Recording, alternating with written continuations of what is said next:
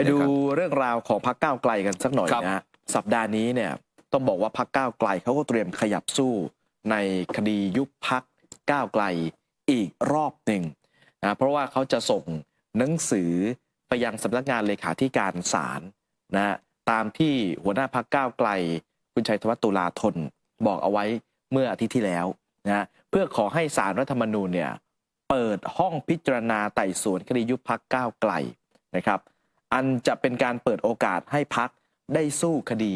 อย่างเต็มที่คราวนี้แหละข่าวว่าพรรคก้าวไกลจะยื่นบัญชีพยานบุคคลเพื่อให้ศาลรัฐธรรมนูญเรียกมาให้ถ้อยคำกลางห้องพิจารณาคดีนี้ด้วยโดยคาดว่าบุคคลที่พรรคก้าวไกลจะยื่นบัญชีรายชื่อพยานไปให้นอกจากจะมีแกนนำของพรรค2 คนก็คือพิธาลิ้มเจริญรัตน์และชัยธวัฒน์ตุลาธนก็ยังน่าจะมีพยานบุคคลภายนอกที่อาจจะเป็นใครนักวิชาการนักกฎหมายคนเหล่านั้นนะท่านผู้ชมถ้าเอ่ยชื่อไปเนี่ยท่านก็คงจะรู้ดีว่าที่เคยมาให้สัมภาษณ์เกี่ยวกับเรื่องสถาบันพระมหากษัตริย์และการล้มล้างการปกครองนะในทางที่เมื่อมาให้ถ้อยคำแล้วแน่นอนว่าคงจะต้องเป็นคุณต่อพรรคก้าวไกลแล้วทำให้คิดว่ารอดพ้นจากคดียุบพรรคแต่ก็ขึ้นอยู่กับดุลยพินิจของ9 ตุลาการศาลนะครับว่าจะพิจารณาเรื่องนี้อย่างไรคืออาจจะให้เปิดห้องไต่สวนพิจารณาคดีแต่ศาลรัฐธรรมนูญอาจเห็นว่าไม่จำเป็นต้องเรียกพยานบุคคลตามบัญชีรายชื่อที่พรรคก้าวไกลส่งมาก็ได้คงจะให้แค่ฝ่ายผู้ร้องก็คือกกต.กับฝ่ายผู้ถูกร้องก็คือพรรคก้าวไกลมาให้ถ้อยคำและทั้ง2 ฝ่ายก็อาจจะได้แถลงปิดคดีด้วยวาจาเพียงเท่านี้ก็ยังได้แล้วทางไงต่อจากนั้นก็แจ้งต่อผู้ร้องผู้ถูกร้องว่าตุลาการศาลรัฐธรรมนูญจะนัดลงมติและอ่านคำวินิจฉัยในวันใดนะครับซึ่งทั้งหมดเนี่ยเดี๋ยวต้องรอดูกันในวันพุธที่จะถึงนี้ว่าจะมีความคืบหน้าอย่างไรเพราะว่าสัปดาห์ที่แล้วเนี่ยศาลรัฐธรรมนูญได้ส่งเอกสารคำชี้แจงแก้ข้อกล่าวหาไปให้กกต.แล้วเพื่อให้พิจารณาถ้ากกต.ติดใจก็อาจจะส่งเอกสารข้อโต้แย้งคำชี้แจงแก้ข้อกล่าวหากลับไปที่ศาลรัฐธรรมนูญภายในวันพุธนี้หรือถ้าไม่ทันก็อาจจะเป็นสัปดาห์หน้าแต่ทีนี้คำถามต่อว่าแล้วถ้ากกต.ไม่ติดใจล่ะไม่ได้มีการขอใช้สิทธิ์ส่งเอกสารนี้ก็จะทำให้การประชุมตุลาการศาลที่จะเกิดขึ้นในวันพุธนี้อาจพิจารณากันได้เลยว่าตกลงจะให้เปิดห้องพิจารณาไต่สวนคดียุบพรรคก้าวไกลตามที่ก้าวไกลต้องการหรือเปล่าซึ่งถ้าเป็นแบบนี้เนี่ยก็คงจะใช้เวลาอีกสักระยะกว่าคดีจะจบนะครับแต่หากไม่มีการเปิดห้องไต่สวนก็คงจะไม่เกิน3 สัปดาห์ต่อจากนี้แหละครับแล้วไม่แน่เนี่ยนะฮะศาลรัฐธรรมนูญอาจนัดลงมติวินิจฉัยคดีได้ซึ่งการแถลงข่าวของพรรคก้าวไกลถ้าสรุปประเด็นสำคัญในเอกสารคำชี้แจง9 ข้อนะครับที่แถลงไปเมื่อวานนี้มี4 ข้อหลักเดี๋ยวไล่ดูกันนะฮะ1คือกระบวนการยื่นคำร้องของกกต.ที่ยื่นคำร้องต่อศาลรัฐธรรมนูญให้ยุบก้าวไกลและขอให้ศาลรัฐธรรมนูญตัดสิทธิ์สมัครรับเลือกตั้งกรรมการบริหารพรรคเป็นเวลา10 ปีไม่ชอบด้วยกฎหมายเอาแค่หัวข้อนี้ก็บอกว่าไม่ชอบด้วยกฎหมายแล้วครับถัดมาเขาอ้างเหตุผลบอกว่าเพราะก่อนกกต.มีมติเอาผิดก้าวไกลและส่งเรื่องให้ศาลรัฐธรรมนูญกกต.ไม่ให้โอกาสพรรคในฐานะผู้ถูกร้องเข้ารับทราบข้อกล่าวหาและได้โต้แย้งแสดงพยานหลักฐานเพื่อสู้คดีข้อที่2ฮะศาลรัฐธรรมนูญไม่มีเขตอำนาจพิจารณาคดีหรือวินิจฉัยคดีนี้และไม่มีอำนาจตัดสิทธิ์การเลือกตั้งกรรมการบริหารพรรคโอ้โหนี่เข้าใจไปขนาดนั้นเลยนะแล้วที่ผ่านมานะอนาคตใหม่ยุบเพราะอะไรก็ศาลรัฐธรรมนูญไม่ใช่เหรอครั้งนี้มาก็บอกว่าไม่ชอบด้วยกฎหมายซะอีกมาดูข้อ3ครับข้อกล่าวหาในประเด็นที่เกี่ยวกับการเคลื่อนไหวและแสดงออกของสสในก้าวไกลไม่ได้เป็นการล้มล้างหรือเป็นปฏิปักษ์ต่อระบบการปกครองไม่ว่าจะเป็นการเสนอร่างแก้ไข กฎหมายมาตรา 112 การนำเรื่องนโยบายแก้112ไปหาเสียง การใช้ตำแหน่งสสไปยื่นประกันตัวผู้ต้องหาคดี112อันนี้ทางก้าวไกลว่านะครับ ถัดมาข้อที่4เขาบอกว่าหากมีการยุบพรรคและตัดสิทธิ์ทางการเมือง ก็ต้องได้สัดส่วนกับความผิดและการพิจารณาโทษต้องสอดคล้องกับกรรมการบริหารพรรคในช่วงที่ถูกกล่าวหา ซึ่งรายละเอียดส่วนนี้แหละฮะที่พิธาลิ้มเจริญรัตน์ที่เป็นประธานที่ปรึกษาหัวหน้าพรรคเนี่ยครับเป็นหัวหน้าพรรคในช่วงเกิดเหตุตามคำร้องของคดียุบพรรคก้าวไกลซึ่งพิธาก็เสนอประเด็นต่อสู้ที่ยื่นต่อศาลรัฐธรรมนูญไว้สรุปเอาไว้9ข้อก็แยกเป็นแต่ละหมวดหมู่นะครับเนี่ยนะฮะเขาก็บอกว่าพรรคก้าวไกลไม่มีโอกาสได้รับทราบข้อเท็จจริงโต้แย้งหรือจะนำพยานหลักฐานไปชี้แจงกับกกต.ฉะนั้นการยื่นคำร้องคดีนี้ขัดต่อระเบียบที่กกต.ตราขึ้นเองโยนไปที่กกต.อีกและการยื่นคำร้องในครั้งนี้จึงไม่ชอบด้วยกฎหมายแล้วก็ยกตัวอย่างบอกว่าอย่างคดีล้มล้างการปกครองล่ะจำได้ไหมฮะคำวินิจฉัยของศาลเมื่อ30 มกราคม 67เนี่ยหลายคนอาจคิดว่าข้อเท็จจริง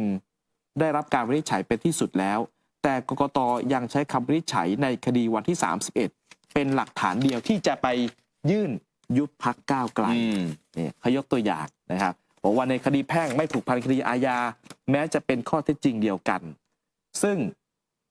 เนื่องจากความเข้มข้นของมาตราการพิสูจน์คดีแพ่งต่ำกว่าคดีอาญาและแถมนายพิธาเนี่ยนะยังไปยกเคสที่สสก้าวไกลเคยเข้าชื่อกันเสนอแก้ไขมาตรา112ซึ่งเป็นประเด็นหนึ่งที่หลายคนมองว่าเนี่ยแหละเป็นเหตุผลที่ศาลอาจจะสั่งยุบพรรคก้าวไกลมาอธิบายด้วยนะครับ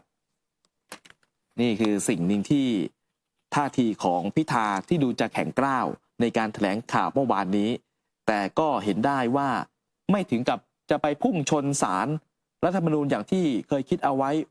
ยังดูเหมือนมีอารมณ์แบบหมอบคล้ายๆแบบ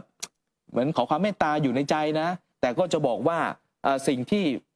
ศาลจะพิจารณาออกมาถ้ายุบเนี่ยบอกแล้วมันไม่ชอบโดยกฎหมายดูแล้วจะก็เหมือนที่ให้ใครชัยธวัฒน์ออกมาให้สัมภาษณ์นี่แหละตรงไหนที่มันไม่ชอบด้วยตรงไหนที่มันไม่ชอบด้วยกฎหมายเอาอย่างนี้ดีกว่าตรงไหนที่มันไม่แต่ละข้อที่ผมอ่านได้ฟังเนี่ยได้มาเนี่ยนะแต่ละข้อเลยนะจะมาบอกว่าเขาใช้คดีแค่คดีล้มล้างการปกครองที่ศาลรัฐธรรมนูญหยิบขึ้นมา30 มกราเท่านั้นเหรอการกระทำคุณมันชัดขนาดนี้แล้วเนี่ยถ้าเราย้อนหลังกลับไปเนี่ยเรื่องของล้มล้างการปกครองเนี่ยนะมันไม่ใช่แค่พฤติกรรมการกระทำเดียวครับใช่ไหมฮะพฤติกรรมการกระทำการหาเสียง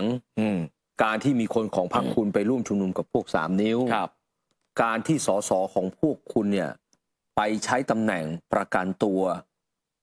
คนที่มีคดี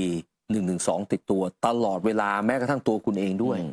ใช่ไหมครับมันไม่มีพฤติกรรมเดียวอย่างเดียวนะที่เห็นเรื่องนี้เรื่องเดียวอย่างเดียวแล้วศาลก็จะมีคำวินิจฉัยเรื่องนี้มันไม่ใช่มันมีหลายๆอย่างมาเป็นองค์ประกอบถามว่าที่ผ่านมาเนี่ยมีคนของก้าวไกลสสก้าวไกลไปร่วมชุมนุมกับพวก3 นิ้วมีไหมอย่าตอบว่าไม่มีนะเสียหมาเลยนะถามว่ามีสสของก้าวไกลที่ผ่านมาเนี่ยใช้ตำแหน่งสสเนี่ยไปประกันตัวคนที่มีความผิดตามมาตรา112กี่ครั้งกี่คนแล้วอย่าตอบว่าไม่มีนะเสียหมานะ เสียหมาเลยนะเหตุผลต่างๆเหล่านี้แหละใช่ไหมครับที่ศาลเขาเคยบอกมาในรายละเอียดไงมันไม่ใช่มีเรื่องเดียวดูพฤติกรรมของพวกคุณด้วยแม้แต่ตัวพิธาเองก็เคยใช้ตำแหน่งสสประกันตัวคนมีความผิดมาตรา112หรืออย่าบอกว่าไม่เคยนี่นะครับคุณหมอวรงค์เดชกิจวิกรมนะครับโพสต์ออกมาว่าผมคิดว่าพี่น้องคงได้ฟังคำแถลงว่าพิธาและก้าวไกลโกหกประชาชนเรื่องอะไรบ้างในประเด็นที่ศาลรัฐธรรมนูญจะมีคำวินิจฉัยยุบหรือไม่ยุบพรรคก้าวไกลทั้งที่ก่อนหน้านี้ศาลรัฐธรรมนูญท่านก็ได้มีคำสั่งไม่ให้พรรคก้าวไกลมีการแสดงความคิดเห็นที่เป็นการชี้นำประชาชนแต่พวกคุณไม่สนใจทั้งที่หัวใจของประชาธิปไตยคือเคารพกฎหมายและคำสั่งศาลสิ่งที่คุณแถลงแนวทางในการต่อสู้ของพวกคุณไม่ต่างจากการเอาสีข้างเข้าถู แน่ใจหรือว่าเรื่องการยกเลิกมาตรา112ของพวกคุณยังคงไว้ซึ่งพระราชอำนาจพระเกียรติยศของสถาบันพระมหากษัตริย์อยากฝากพิธาและก้าวไกลหยุดอ้างความเป็นประชาธิปไตยและพรรคการเมืองที่เป็นตัวแทนประชาชนหัวใจของประชาธิปไตยสิ่งหนึ่งก็คือเคารพกฎหมายและคำตัดสินของศาลถ้าศาลสั่งแล้วคุณไม่ฟังก็เท่ากับว่าประชาธิปไตยมั่วๆของพวกคุณมันไปต่อไม่ได้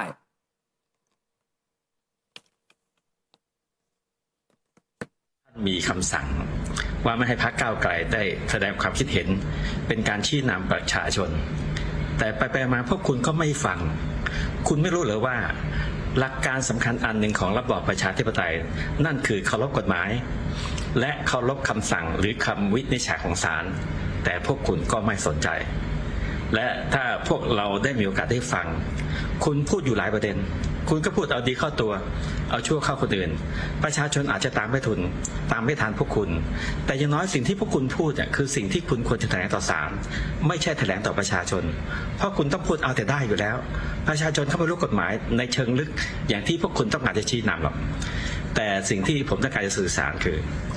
แต่อย่างน้อยๆสัมผัสได้ว่าการที่คุณบอกว่าคุณยังคงไว้ซึ่งพระราชอำนาจและการเทิดพระเกียรติขององค์พระมหากษัตริย์หรือสถาบันพระมหากษัตริย์ถามว่าจริงเหรอคุณแน่ใจเหรออย่าลืมว่าด้วยสามัญสำนึกของประชาชนหรือแม้แต่คำวินิจฉัยของศาลรัฐธรรมนูญท่านก็ชี้เห็นแล้วว่านี่คือกระบวนการทำให้เกิดการชำรุดทรุดโทรมเสื่อมทรามอ่อนแอและนำสู่การล้มล้างแล้วถามว่าคุณพูดแบบนี้เพื่ออะไรผมย้ำกับพรรคก้าวไกลย้ำกับนายพิธานะครับว่าคุณหยุดอ้างระบอบประชาธิปไตยคุณหยุดอ้างพรรคการเมืองที่เป็นตัวแทนของพี่น้องประชาชนเพราะหัวใจสำคัญของประชาธิปไตยอันหนึ่งก็คือการเคารพกฎหมายการเคารพคำสั่งหรือคำตัดสินของศาลการที่คุณไม่สนใจคุณเอาแต่ได้สุดท้ายประชาธิปไตยที่คุณพูดมันก็ไปไม่รอดนี่นะฮะแล้วก็เมื่อวานนี้ทางประธานกกต.คุณอิทธิพรบุญประคองก็ให้สัมภาษณ์หลังจากที่พิธาแถลงเนี่ยนะครับเนี่ยนะฮะคุณอิทธิพรเนี่ยบอกว่าการดำเนินการทั้งหมดเป็นไปตามระเบียบสืบสวนสอบสวนซึ่งตามระเบียบว่าด้วยการตรวจสอบข้อเท็จจริงไม่จำเป็นต้องทำเช่นนั้นนะฮะส่วนการยื่นคำร้องโดยมีหลักฐานเดียวคือคำวินิจฉัยของศาลที่สั่งให้ก้าวไกลหยุดการกระทำเกี่ยวกับการหาเสียงด้วยนโยบายยกเลิกแก้มาตรา112คุณอิทธิพรบอกว่าที่จำเป็นต้องส่งเรื่องไปที่ศาลรัฐธรรมนูญเพราะกฎหมายมาตราที่เกี่ยวข้อง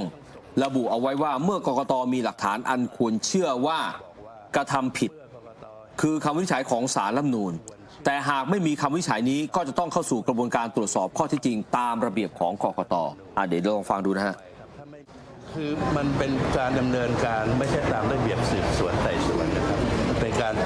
ารดำเนินการตามระเบียบว่าด้วยการตรวจสอบข้อเท็จจริงระเบียบว่าด้วยการตรวจสอบข้อเท็จจริงไม่จำเป็นต้องทำเช่นนั้นครับแล้วในส่วนหลักฐานที่พรรคก้าวไกลเขาก็บอกว่ากกต.เนี่ยใช้คำพิจารณาของศาลก่อนหน้านี้ที่เมื่อ31 มกราคมเป็นหลักฐานเพียงชิ้นเดียวส่วนตัวคาดว่ามันจะเพียงพอกับการพิจารณาของศาลรัฐธรรมนูญครับครับผมตอบในนามคนเดียวนะครับว่าที่จำเป็นต้องส่งเรื่องไปศาลรัฐธรรมนูญเพราะว่ามาตราที่เกี่ยวข้องบอกว่าเมื่อกกต.มีหลักฐานอันควรเชื่อว่าครับหลักฐานอันควรเชื่อว่านี่ก็คือคำวินิจฉัยศาลรัฐธรรมนูญเราถึงส่งไปครับถ้าไม่มีคำวินิจฉัยศาลรัฐธรรมนูญเราอาจจะต้องดำเนินกระบวนการตรวจสอบข้อเท็จจริงรวบรวมพยานหลักฐานมากกว่านี้ครับนี่นะฮะเอาแล้วครับ เดี๋ยวเราพักกันสักครู่หนึ่งแล้วเดี๋ยวกลับมาต่อกันนะครับท่านผู้ชมฮะ